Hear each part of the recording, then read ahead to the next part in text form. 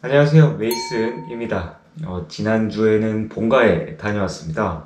가는 길에 맨모닝부터 시작해서 잔치떡이랑 과자, 과일, 막걸리, 고구마 등등 어김없이 본가에 가면 많이 먹게 되는데요. 웬만하면 주시는 대로 먹으려고 합니다. 하여튼 너무나 감사히 잘 먹고 돌아왔지만 이번에도 과식이 됐고 며칠 식단하면서 단식을 해봐야겠다는 생각이 들었는데요. 목표 단식 시간은 72시간. 이번에는 어느 심리 이론과 관련해서 궁금한 점이 생겼는데요. 이 이론은 이번 단식 결과를 보고 말씀드릴게요. 그러면 단식 시작해 보도록 하겠습니다. 현재 시간이 오전 7시 59분. 단식 시간 확인을 위해서 이렇게 스톱워치를 켜고요. 백업으로 단식 어플도 켜둘게요. 이번 단식은 물과 커피만 마시면서 몸 상태가 괜찮으면 짧게 등산과 홈트 운동을 병행할 계획이고요. 이전 단식에서는 모두 영양제를 먹었었는데요. 이번 단식에서는 영양제를 먹지 않을 계획입니다. 단식 중에 영양제를 먹었을 때와 먹지 않았을 때 차이가 있는지, 단식 중에 영양제를 먹는 것이 도움이 되는지 알아보려는 게 목적입니다. 그리고 아침 공복에 인바디 케톤 혈당 수치랑 몸 상태, 눈바디를 기록할 거고요. 그러면 오늘 아침 케톤 혈당 수치를 측정해보고 나서 단식 시간 계속 이어가 보도록 하겠습니다. 케톤은 0.2ml/L가 나왔고요. 혈당은 104mg/dl가 나왔습니다.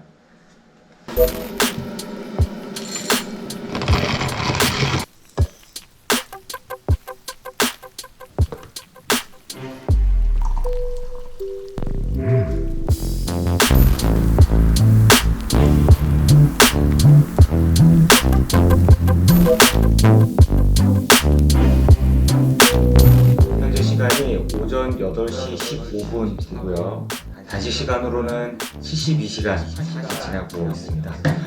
오늘 아침 케톤 혈당 수치 한번 측정해 보도록 하겠습니다. 케톤은 3.1ml/L가 나왔고요. 혈당은 75mg/dl가 나왔습니다. 현재 단식 시간이 72시간 이렇게 지나고 있는데요. 목표 단식 시간은 달성을 했으니까 72시간으로 단식은 종료를 하고요. 스톱워치상 단식은 종료를 하고요. 지금까지 측정한 수치들을 정리해서 결과와 느낀 점을 말해볼게요.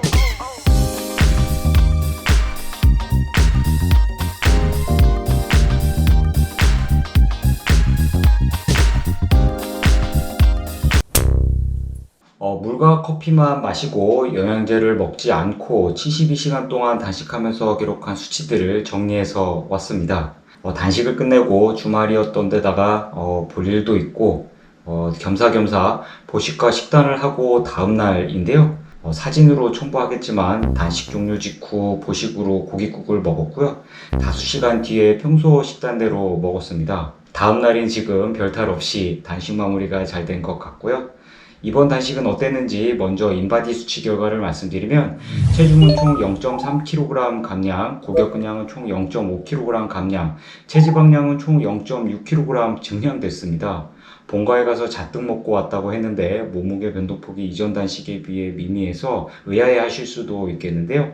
본가에서 돌아와 3일 동안 16대8로 단식하면서 식단을 한 후에 다음날 단식을 시작했던 것이 수치에 반영이 된 것 같습니다. 단식 전후 수치를 보면 다른 결과가 나오는데요. 어찌됐든 72시간 단식 실험이었으니까 단식하는 동안의 수치를 위주로 살펴볼게요. 이어서 인바디 수치 변화를 펼쳐놓고 보면 단식 전 식단의 영향이 이어진 건지 체중은 조금씩 줄었지만 고격근량은 오르고 내리면서 거의 유지되다시피 했고요. 체지방량은 오히려 늘어난 결과로 나타났습니다. 이러한 체지방량 결과는 20번째 단식부터 비슷하게 나타났는데요. 그럼에도 단식 종료 시점에서 케톤 수치가 큰 폭으로 오르고 혈당은 내려가면서 안정화됐고 지방대사가 활발하게 이루어졌다고 볼 수 있었는데요. 이번엔 어땠는지 케톤 혈당 수치 변화를 말씀드리면 케톤은 총 2.9ml/L 증가했고 혈당은 총 29mg/dl 감소한 걸로 나타났습니다.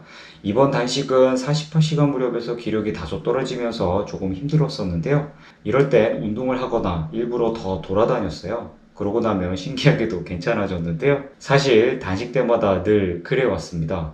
대개 48시간에서 56시간 이후부터는 공통적으로 편안해졌었는데요. 이러한 몸의 반응이 케톤 혈당 수치에도 반영이 되는 것 같고요. 지방대사가 활발하게 이루어졌다고 볼 수 있는 수준으로 수치들이 나타났습니다.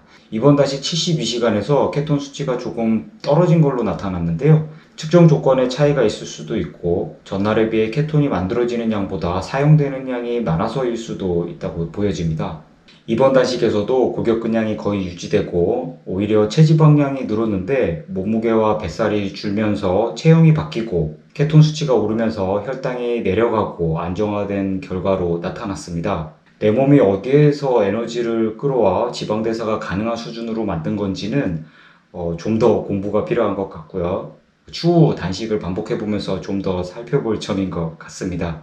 수치야 어찌됐든 내 몸이 참으로 철저하게 체내 환경을 유지하려 하는 것 같습니다. 몸 상태나 체형이나 모든 면에서 긍정적으로요. 수료빈이었다면 먹을 걸 구하러 사냥에 나섰겠죠. 단식의 이로움과 효과 그리고 단식 후기를 소개하고는 있지만 지금까지 알려진 다시 말해 상식처럼 여겨지던 단식에 대한 미신에 저도 모르게 좌우됐던 것 같습니다. 단식과 공복이 길어지면 뇌가 멈추고 바보가 될 수 있다거나 저혈당 증세가 나타나 쓰러질 수도 있다거나 근육을 태워 근손실이 발생할 수도 있고 이건 그냥 미친 짓이라고도 여겨지고 있습니다. 제가 근거 없이 그냥 하는 말이 아니라 많은 건강서적에서도 다루는 내용들의 일부인데요. 사회적으로 이해관계가 복잡하게 얽혀 있어서 매우 민감한 사안이기도 합니다. 아무튼 그냥 미친 짓이라고도 여겨지는 걸 저는 몇 년째 이어가고 있는데요. 식품업계, 의료계, 체육업계 등등에서 쏟아지는 마케팅 광고 홍보들에 의해 저도 모르게 위축되고 겁이 났나 봅니다. 이쯤에서 스스로에게 대묻지 않을 수 없었는데요. 혹시나 하는 마음에서 그랬지만 왜 그리 단식 중에 먹을 수 있는 음식을 찾으려고 했을까? 입니다. 단식 중에 영양제를 먹으면 안 먹는 것보다 편안할 줄 알았는데 제 생각과는 다른 결과였는데요.